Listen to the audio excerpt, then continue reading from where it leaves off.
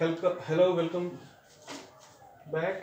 आज एक नए टॉपिक के साथ हम लोग चैप्टर 9 एनसीईआरटी का strategies for enhancement in food production. तो strategies for enhancement in food production के अगर बेसिक देखिए, एनसीईआरटी के हर एक वर्ड्स, हर एक लाइन को आपको समझना जरूरी है, ताकि जो है आपको हर एक का मीनिंग मतलब मालूम होना चाहिए। बायोलॉजी सिंपल मतलब है कि बायोलॉजी, अगर आप बायोलॉजी को समझ रहे हैं तो आपको हर एक वर्ड का मतलब समझाना चाहिए। आप सोचिए कि strategies for enhancement in food production से आप क्या समझते हैं। क्या आपको अगर एक 5 मार्क का क्वेश्चन सीधा डायरेक्टली इसी नाम से दे दिया जाए तो क्या आप लिख सकते हैं या नहीं? तो थोड़ा बहुत आपको समझना होगा कि कैसे मुझे वर्ड्स को पकड़ना है। और दूसरा बात, अगर आपके बायोलॉजी के टर्म अगर आप समझ सकते हैं तो आप खुद से फ्रेम कर सकते हैं आंसर्स को, और यही स्किल आपको डेवलप करना है। बाकी अंडरस्टैंडिंग कॉन्सेप्ट तो ये अपना है ही। तो स्ट्रेटजीज का मतलब है डिफरेंट मेथड, फॉर इन्हांसमेंट का मतलब है बढ़ाना फूड प्रोडक्शन। क्यों फूड प्रोडक्शन को आपको बढ़ाना है? एक मतलब तरीके से, एक मेथोडोलॉजी के साथ।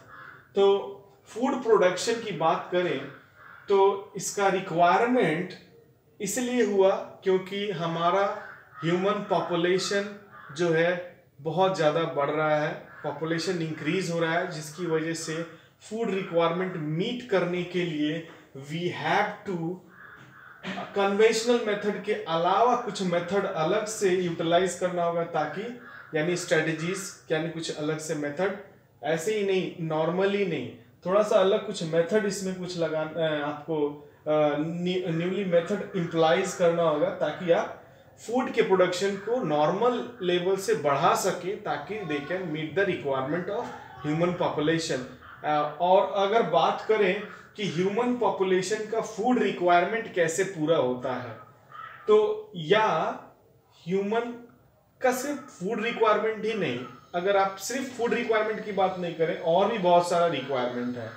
क्योंकि ये चैप्टर फूड प्रोडक्शन से रिलेटेड है, लेकिन यहाँ पर अगर इस चैप्टर को मैं बोल strategies for enhancement in food production की जगह पर मैं ह्यूमन बेनिफिट के लिए आपको स्ट्रेटजीज जो है अलग अलग तरीके से अप्लाई करना, ये ज़्यादा सूटेबल होगा इस चैप्टर्स में।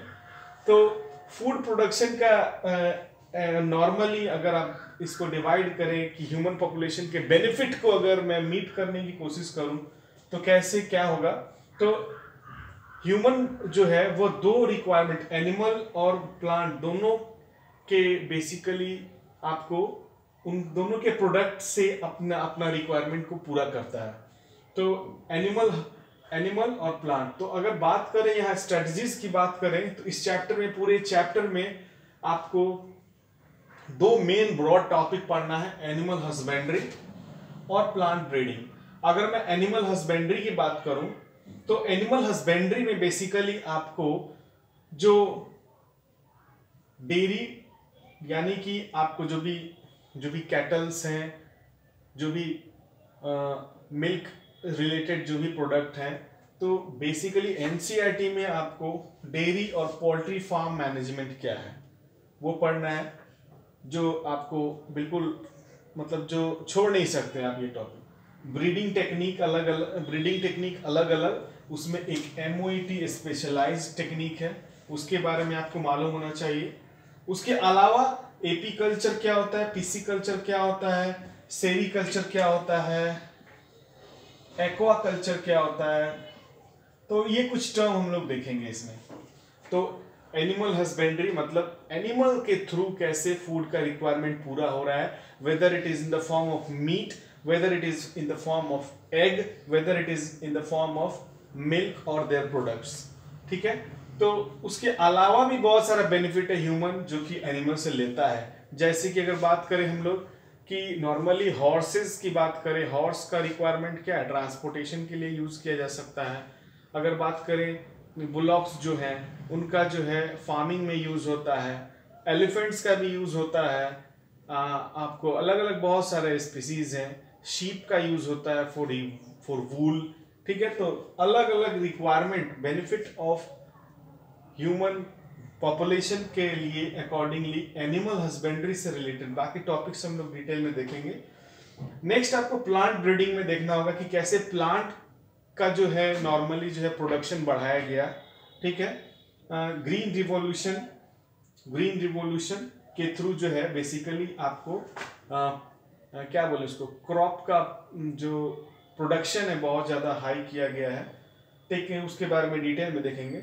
उसके अलावा प्लांट ब्रीडिंग टेक्निक है अलग अलग, और उसके अंदर सबसे इम्पॉर्टेंट कि जो डिफरेंट वैरायटी है, या तो वो हाई एंड वैरायटी है, डिजीज रेजिस्टेंट वैरायटी है, पेस्ट रेजिस्टेंट वैरायटी है, और बायोफोर्टिफाइड वैरायटी है। अगर इन सारे वैरायटी के कुछ ना कुछ आपको एग्जांपल्स जो आपको एनसीईआरटी में मेंशन है वो आपको नहीं भूलना है। उसके अलावा मेन टॉपिक है सिंगल सेल प्रोटीन और टिश्यू कल्चर। तो बहुत ही मजेदार टॉपिक है, इंटरेस्टिंग टॉपिक है, लगेगा कि बड़ा हलवा टाइप का है, लेकिन अगर मान लीजिए फॉर एग्जांपल एक 3 मार्क का क्वेश्चन आ जाता है कि right about dairy farm management, तो आप अभी इमेजिन कीजिए कि 3 मार्क्स में आप क्या क्या लिखेंगे, कैसे एक पन्ना भरेंगे। तो यहां पर हम लोग देखेंगे कि क्या क्या कंटेंट रहेगा। तो सबसे पहले आइए एनिमल हस्बेंड्री की बात करेंगे हम लोग। एनिमल हस्बेंड्री की अगर बात करें तो एनिमल हस्बेंड्री क्या है, तो सिंपल वे में अगर बात किया जाए तो एनिमल हस्बेंड्री सिंपली मीन्स, अगर इस वर्ड को मैं क्रैक करूं, husbandry simply means farming of domesticated animal.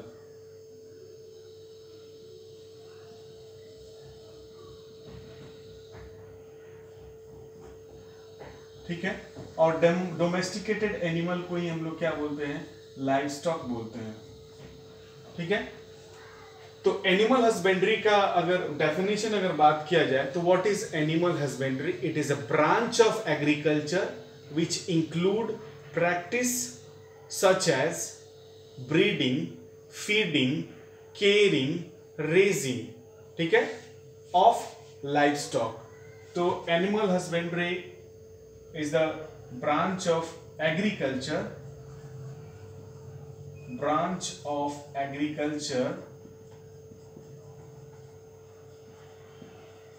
which include breeding, feeding, caring, raising,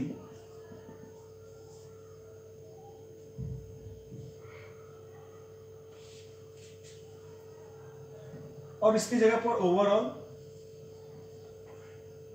managing.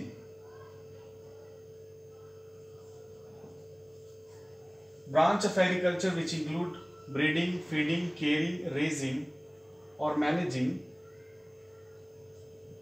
Livestock for human benefit और require to meet population of human. एक ही बात है, ह्यूमन बेनिफिट सच एज, क्या क्या बेनिफिट हो सकता है एक बार लिस्ट देखिए, क्या क्या लाइव स्टॉक डोमेस्टिकेटेड एनिमल से क्या क्या फायदा ले सकते हैं। तो एनिमल हस्बेंड्री का फायदा क्या है, तो या तो मीट की रिक्वायरमेंट के लिए होगा, मिल्क की रिक्वायरमेंट, मिल्क और मिल्क प्रोडक्ट्स, उसके अलावा क्या होगा, एग होगा, मीट हो गया, मिल्क हो गया, एग हो गया, और अदर प्रोडक्ट्स में क्या हो सकता है, जैसे कि ट्रांसपोर्टेशन, लेबर, बहुत सारा लेबर काम, एलिफेंट, ऑक्स। ठीक है, तो लाइव स्टॉक में यहां पर क्या है, basically domesticated animal. Domesticated animals में क्या क्या हो सकता है, कैटल्स हो सकता है, हॉर्स हो सकता है, और भी बहुत सारे हो सकते हैं, शीप हो सकता है। तो बहुत सारे एनिमल, डोमेस्टिकेटेड एनिमल, ठीक है। कैटल के अंदर हो सकता है, फिर से पोल्ट्री भी हो सकता है। तो एनिमल हस्बेंड्री ये मेन टॉपिक था आपका। उसके बाद अगर बात करें तो 2 हिस्सों में एनिमल हस्बेंड्री के मेन टॉपिक को आपको देखना है, ठीक है। अगर आप एनसीईआरटी में देखें तो इस एनिमल हस्बेंड्री के एनिमल पार्ट को, जो एनिमल से बेनिफिट है, उसके अलग अंदर अंदर जो भी टॉपिक है उसमें सबसे पहला टॉपिक क्या पढ़ना है आपको? मैनेजमेंट, ठीक है। तो मैनेजमेंट के अलावा आपको ब्रीडिंग, तो नेक्स्ट टॉपिक इंपॉर्टेंट टॉपिक है। यहां पर अगर बात करें एनिमल हस्बेंड्री के अंदर जो भी आपको लाइव स्टॉक या डोमेस्टिकेटेड एनिमल है उसका मैनेजमेंट। तो सबसे पहले देखें management of dairy farm, management of dairy farm. तो सबसे पहले कि डेयरी फार्म में क्या होता है। डेयरी फार्म में बेसिकली हम लोग कैटल को ग्रो कराते हैं। मैनेजमेंट ऑफ डेयरी फार्म में कैटल को ग्रो कराते हैं। क्यों? मिल्क एंड मिल्क प्रोडक्ट्स के लिए,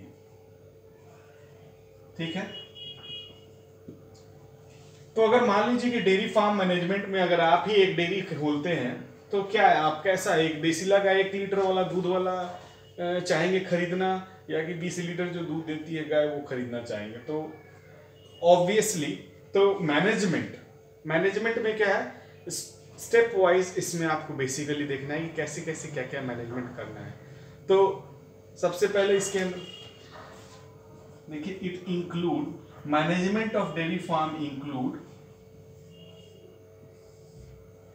management of dairy farm include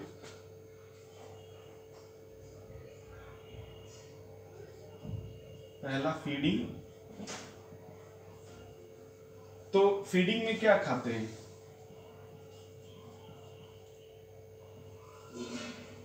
roughage खाते हैं। रफेज में क्या होता है? फॉडर होता है, ठीक है।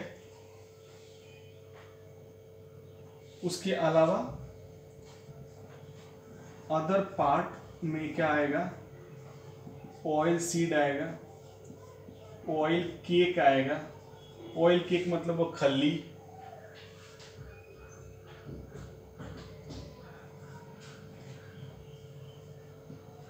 ग्रेन्स आएंगे। तो basically management of dairy farm include feeding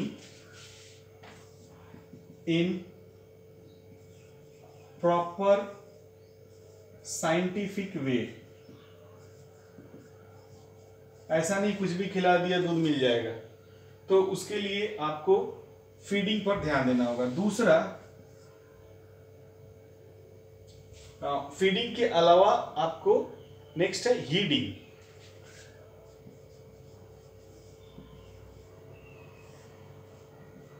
it include feeding, heading. Heading में क्या है? Maintaining proper hygiene,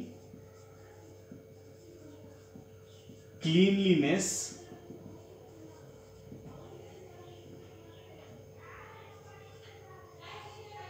regular checkup of cow और बफेलो जो भी कैटल है,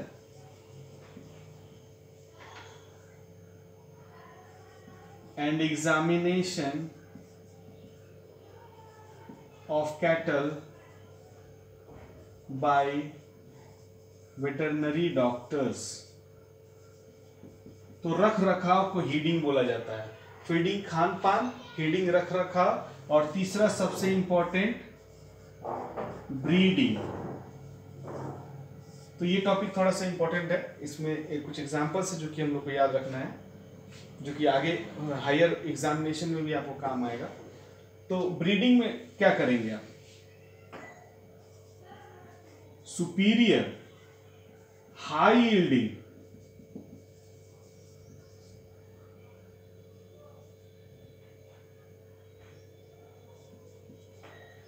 cow will be selected।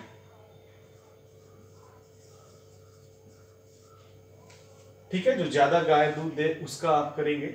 उसके अलावा superior high yielding cow will be selected, and also disease resistant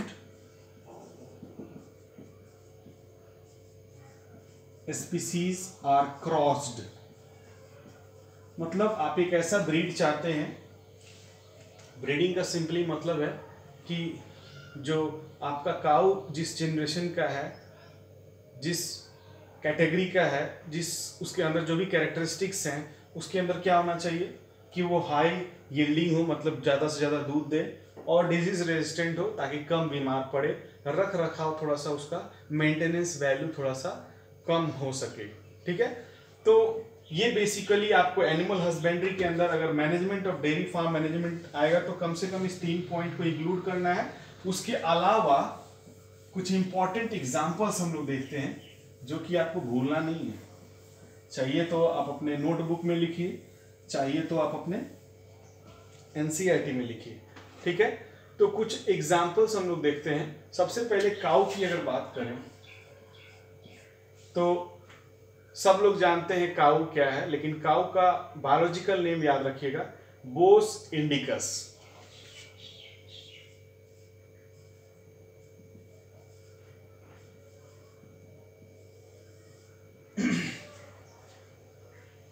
ठीक है, कुछ इसके बारे में आपको यही है बेसिकली बोस इंडिकस के बारे में कि सबसे पहले इसका सबसे ज्यादा यूज क्यों, मिल्क और मिल्क प्रोडक्ट्स,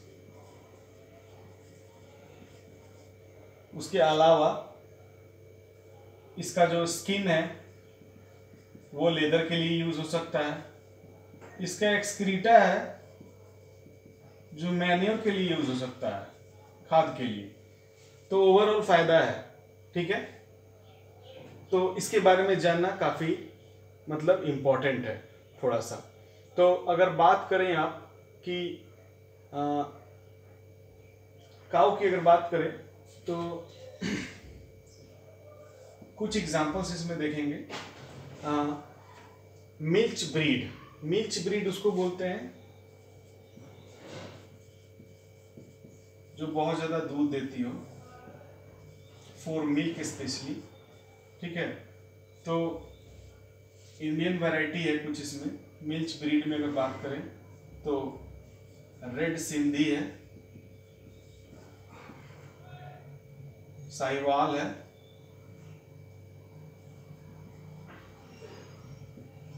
ठीक है, तो कुछ इंडियन वैरायटी नाम रखना है, कुछ आपको एक्सोटिक ब्रीड भी याद रखना है। तो मिल्च ब्रीड स्पेशली आपको याद रखना है, ऑलमोस्ट 2000 से 4000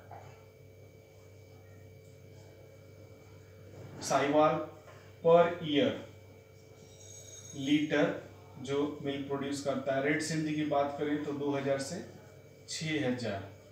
ठीक है, रेड सिंधी मिल्क प्रोड्यूस करता है पर litre per year, litre per year. ठीक है, उसके अलावा आपको रेड सिंधी हो गया, साहिवाल हो गया। साहिवाल के अलावा आपको इसमें गिर और थरपारकर भी है।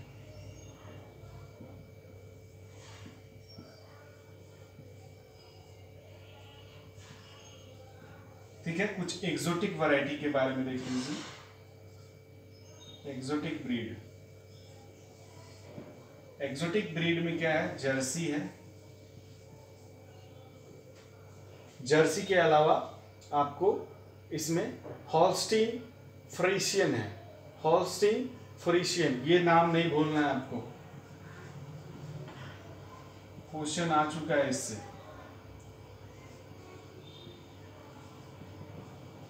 सबसे ज्यादा अगर वर्ल्ड में कोई दूध गाय देती है तो इस ब्रीड की गाय दूध देती है, हॉल्स्टीन फ्रीशियन।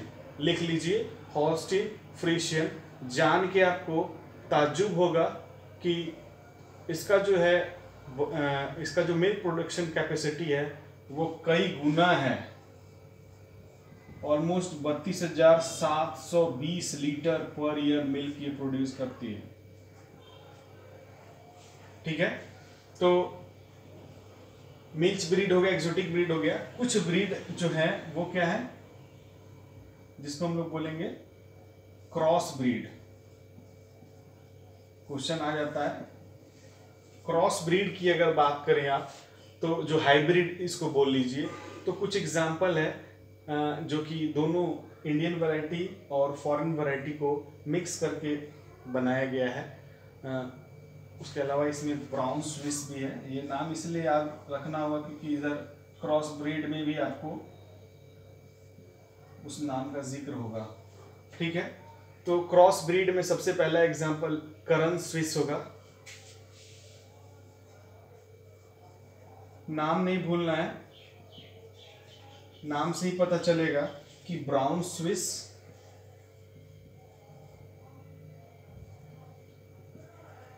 प्लस साहिवाल को ब्रीड कराकर एक नया ब्रीड बनाया गया है जिसका नाम है करन स्विस।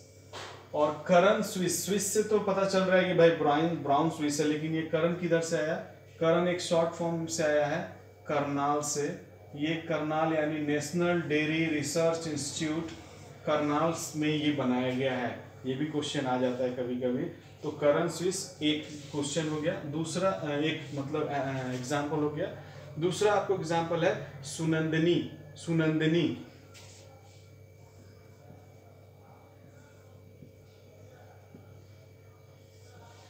सुनंदनी बेसिकली आपको जो भी केरला के लोकल ब्रीड्स हैं और जो भी आपको एग्जोटिक ब्रीड जो इंडिया में इंपोर्ट करके लाए गए हैं उनके बीच में, तो केरला लोकल ब्रीड प्लस ये जो भी आपको एग्जोटिक ब्रीड है जो बाहर से इंपोर्ट करके लाए हैं उनको जो है वैसे जो भी गैप जो भी प्रोड्यूस हुए उनको सुनंदनी बोला गया है। तीसरा एक एग्जांपल है करन फ्राइज। करन फ्राइज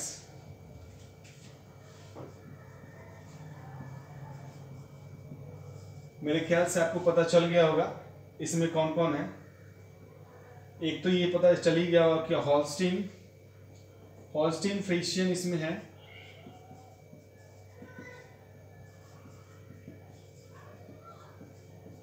और दूसरा इसमें है आपको थरपारकर। और ये चूंकि वही बात है Karnal national dairy research institute Karnal में आया है इसलिए इसका नाम करन फ्राइज है। तो ये 3 इंपॉर्टेंट क्रॉस ब्रीड वैरायटी है, कुछ इंडियन वैरायटी है, कुछ एग्जोटिक वैरायटी है। ये नाम आपको भूलना नहीं है, ठीक है। उसके अलावा कुछ अलग सा कुछ पॉइंट्स अगर मैं बात करूं कि अगर मान लीजिए कि जो भी स्टेराइल काऊ है अगर उसके अंदर लैक्टेशन कराना है तो उसमें एक ड्रग दिया जाता है, इसका नाम है स्टिलबेस्टेरॉल। तो वो कहीं पर आप लिख लीजिएगा पॉइंट बना के कि stilbestrol is given for lactation in cow, sterile cow, ठीक है। तो ये तो हो गया काउ का बात। नेक्स्ट अगर बात करें मिल्क के लिए ही इंपॉर्टेंट अगर बात करें तो मिल्क में हम लोग उसके अलावा बफेलो जो है वो भी जो है आपको मिल्क के लिए काफ़ी यूज़ किया जाता है। तो बफेलो को हम लोग बोलते हैं बुबैलस बुबैलिस। बुबैलस बुबैलिस इसका साइंटिफिक नेम है। कुछ ही पॉइंट्स इसमें देखना है। एक बात ये याद रखना है कि फैट कंटेंट जो है आपको बफेलो मिल्क में ज़्यादा होता है, ठीक है। उसके अलावा बफेलो का मिल्क जो है वो ज़्यादा वाइट होता है as compare to cow milk, जो कि काऊ मिल्क अगर आप गर्म करके रख के देखिए थोड़ा सा येलोइश होता है। तो काऊ मिल्क जो है येलोइश होता है, वाइट जो है बफेलो का मिल्क होता है। क्यों? क्योंकि yellowish milk of cow contain carotenoid, और इस कैरेटिनॉइड क्वेश्चन आया हुआ है, कैरेटिनॉइड की वजह से मिल्क जो है येलो हो जाता है। और इसमें ये कैरेटिनॉइड जो है वो बफेलो के लिवर में विटामिन ए में कन्वर्ट हो जाता है, जिसकी वजह से कैरोटीनॉइड नहीं रहता है, जिसकी वजह से बफेलो का मिल्क थोड़ा सा वाइट रहता है। ठीक है, उसके अलावा और क्या क्या है, शीप जो है, अगर मान लीजिए डेयरी फार्म मैनेजमेंट में बेसिकली आपको अगर एनसीईआरटी सिलेबस में देखें या अगर फार्म मैनेजमेंट में देखें तो मेनली आपको काऊ का ही देखना है, लेकिन बफेलो में एक ये क्वेश्चन था कैरोटीनॉइड के लिए, इसलिए मैंने यहाँ पर डिस्कस किया है। उसके अलावा जो है कुछ वैरायटी देख लीजिए, चूंकि एनिमल हस्बेंड्री में हम लोग देख रहे हैं, तो एनिमल हस्बेंड्री में कैटल के बारे में पढ़ रहे हैं या फार्म डेयरी से रिलेटेड है, तो उसमें आता है आपको गोट भी आता है। गोट का मिल्क जो है काफ़ी प्रोटीनिशियस होता है। अगर मिल्क कंटेंट की बात करें तो प्रोटीन जो है वो सबसे ज़्यादा आपको गोट में रहता है। ठीक है, तो गोट की अगर बात करें तो गोट के अंदर जो है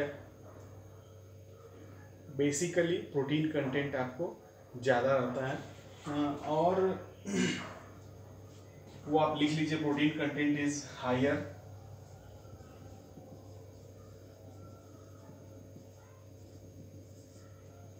मिल्क और मटन के लिए इसका ज़्यादा यूज़ किया जाता है। उसके अलावा आपको शीप की बात करें तो साइंटिफिक नेम इसका Capra Capra Capra Capra Capra. ठीक है, शीप का साइंटिफिक नेम का बात करें तो ओविस एरिस, ओविस एरिस।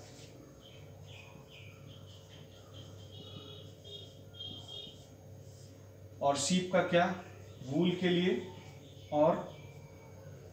और मटन के लिए यूज किया जाता है। एक गोट का बफेलो का एक ब्रीड नाम याद रख लीजिए जब पढ़ ही रहे हैं तो, जाफरानी। और भी है एक वाटर बफेलो ब्रीड है जो कि ज़्यादातर पानी में रहता है, लेकिन जाफरानी एक याद रखिए आप। ठीक है, अगर आप गोट की बात करें तो गोट में एक वैरायटी है गड्डी करके, गाडी। ठीक है, वूल की बात, शीप की बात करें तो शीप का एक वैरायटी है मेरिनो रैम्स।